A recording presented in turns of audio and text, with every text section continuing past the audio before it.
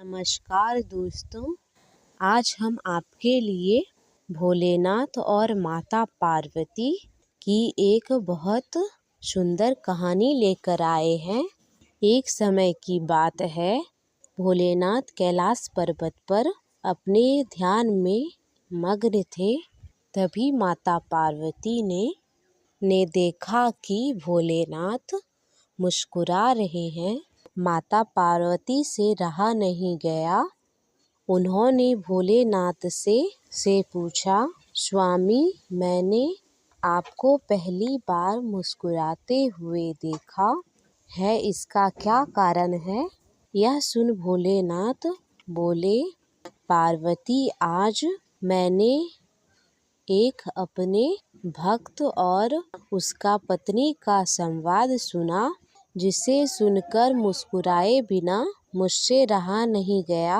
भोलेनाथ आगे बोले, पार्वती, मृत्यु लोक में मेरा एक परम भक्त ब्राह्मण है। वह एक मंदिर का पुजारी है और दिन रात मेरी सेवा पूजा में लगा रहता है और मंदिर के पीछे एक छोटी सी कुटिया में रहता है। उसकी पत्नी चाहती है कि वह मंदिर में आने वाले दान दक्षिणा के भरोसे न रहकर कमाई करे और अपना घर बनाए। उसके घर में धन दौलत हो जिससे वह सुख से रह सके।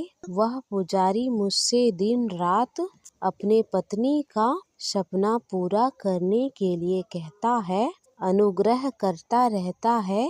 पुजारी से तब तंग आकर उसकी पत्नी ने उससे कहा, जिन भोलेनाथ से तुम घर मांगते हो उनके पास खुद घर नहीं है। वह कैलाश पर्वत पर रहते हैं, वो तुम्हें कहाँ से घर देंगे? यह सुनकर पार्वती जी को बड़ा आश्चर्य हुआ। वह बोली, स्वामी, यह सुनकर मुझे अच्छा नहीं लगा। आप उसे एक सुख सुविधा से भरा घर दे दीजिए। इस पर भोलेनाथ बोले, पार्वती, यह मेरे वश में नहीं है। मृत्यु लोक में सभी जीव अपने कर्मों का फल भोगते हैं। जैसे यह पंडित पिछले जन्म में यह एक साहूकार था जो दूसरों के जेवर आदि हड़प लेता था और वह जेवर ब्याज के पैसों का उपयोग इसकी पत्नी करती थी। इसी के कारण अपने पत्नी के साथ अपने कर्मों का फल भोग रहा है। इस जन्म में यह मेरा सेवा पूजा कर रहा है, लेकिन जब तक इसकी कर्मों का विचार नहीं होता, इसे घर नहीं मिलता। यही विधि का विधान है।